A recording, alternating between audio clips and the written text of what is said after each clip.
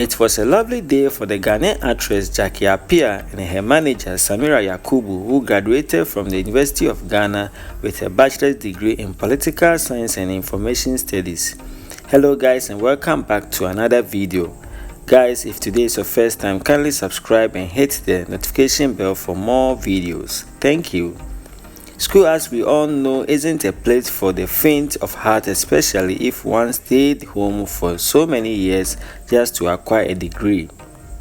We can only imagine what she would have gone through in order to juggle a schedule filled with traveling, filming, interviews and other duties.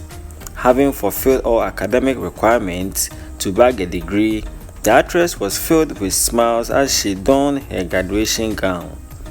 Jackie Appiah took several pictures that were shared on various social media platforms.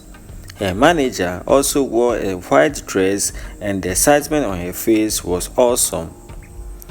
Okay guys, thanks a lot for staying with me. If today is your first time, kindly subscribe and hit the notification bell for more videos.